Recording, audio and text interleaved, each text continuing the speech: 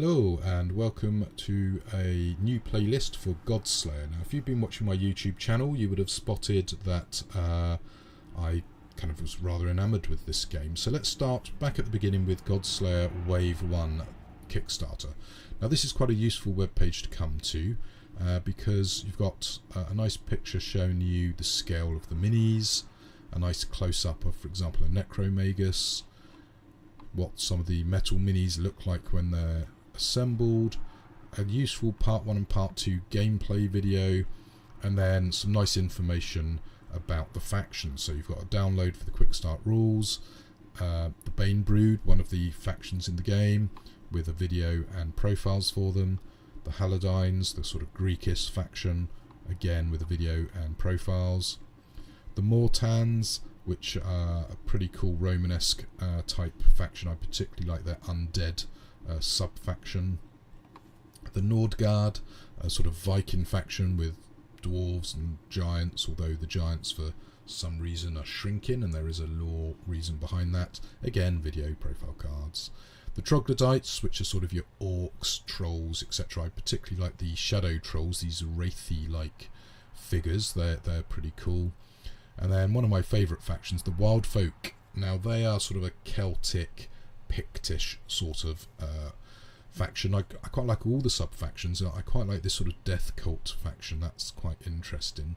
And then you've got your sort of your Wilder faction, and in the new Wave 2 Kickstarter there's a really cool sort of Irish legend figure where, you know, when he gets enraged he blows up, a bit like Slain basically.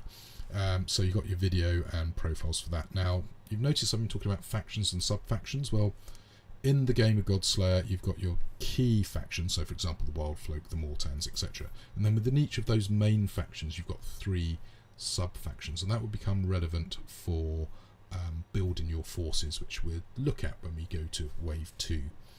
If you're still on Wave 1, obviously there's the starter box and rulebooks video as well, and then a little bit of information about them, etc. So this is where it all began, and that was back in 2013.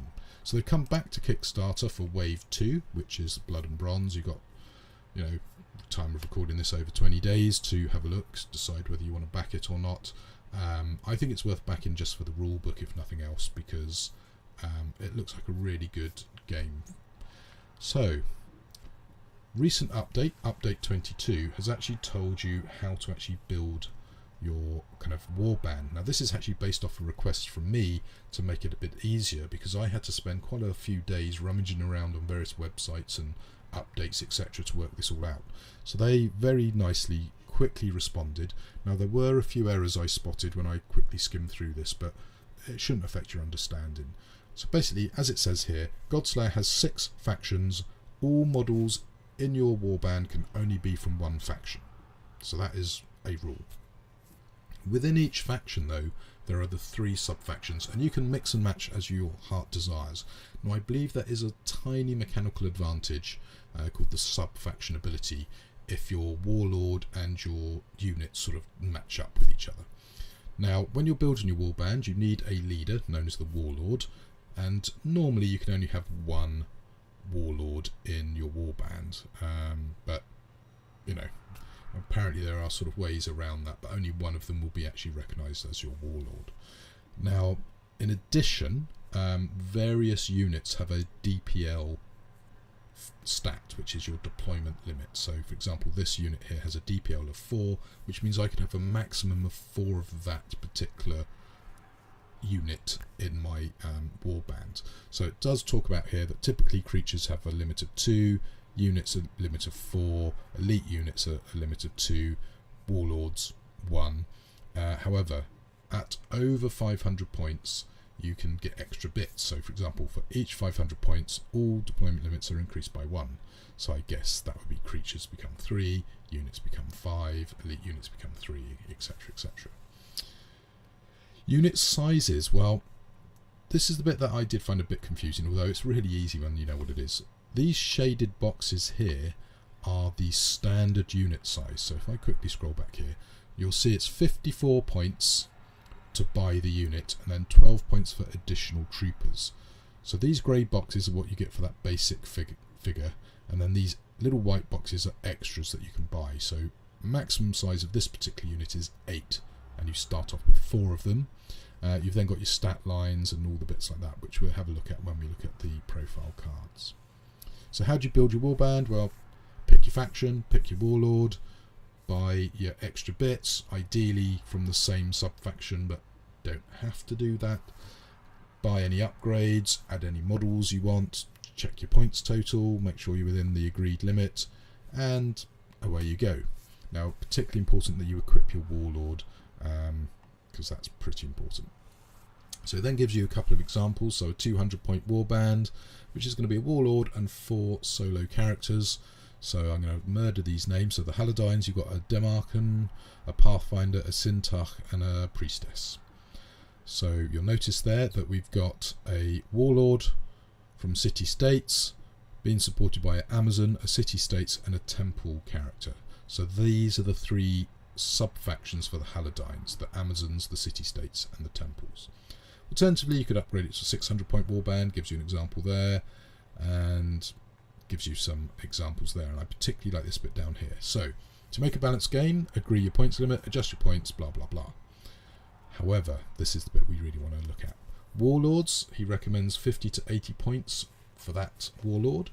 A unit, you're expecting to be fully equipped, be about 100 points.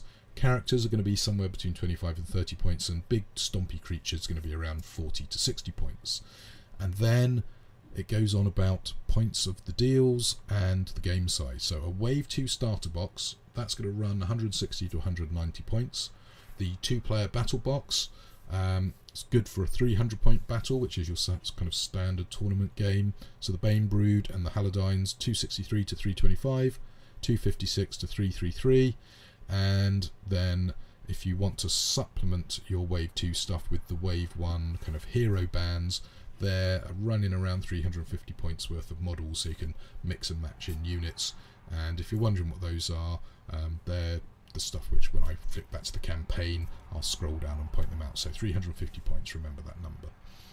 Game sizes, well, 300 points, a tournament game, could last as much as an hour and a half. A bigger game, a 350 to 450, that's going to be around a 2-hour game. And if you're crazy, you can play all day with around 1,000 points. So that's a really cool update. Great props to the creator to responding to my request to clarify that. And they did it pretty quickly as well. I think I posted a comment, and kind of before I'd fallen asleep they'd updated. So that 350 points I was telling you to remember. If we keep scrolling, here you go. So for example, this is a Wave 1 Bane Brood upgrade. So this one has a warlord and 4 big stompy beasties, so that's going to be around 350 points. Or if you prefer lots of units, maybe you want to come over to these Ravagers with a totally different warlord, a solo character, a big stompy beastie, and then 2 units. So, you know, £66 gets you a nice big tournament size game, which is pretty good. Now the Kickstarter's, you know, picked up a little bit of pace recently. It's got a way to go yet, so let's hope it gets going. So you got the update and you got your comments, and here you go. So bit of clarifications, and yeah, the comments, you know, they're being pretty well looked after. So social media stuff, I believe they do have a Facebook and a Twitter account, but I'm going to have a quick look here at Board Game Geek and Beasts of War. So on Board Game Geek, there's this great post by one of the creators talking about the Wave 2 Kickstarter. Sadly, Board Game Geek's not normally the best place to go for miniature games, so this is probably the best post to look at. But there are some photos, there are a couple of videos, although one of them, the link seems to be broken. But yeah, definitely check out Board Game Geek, but probably much more useful to you is Beasts of War here, where, as you can see, there's a whole load of posting, including the round breakdown video from the Kickstarter page, which is really useful, and then a nice little chat on the recent Weekender. So definitely check out Beasts of War. Great coverage, lots of stuff that's in the pipeline. I don't think this figure's been revealed on Kickstarter yet, but I'm not sure whether some of this stuff's going to be Wave 2 or Wave 3. These guys are on the Wave 2 Kickstarter, so an Ogre Housecarl for the Nordgard. So yeah, really cool. So Next video I'm going to be looking at the rulebook and the profile cards.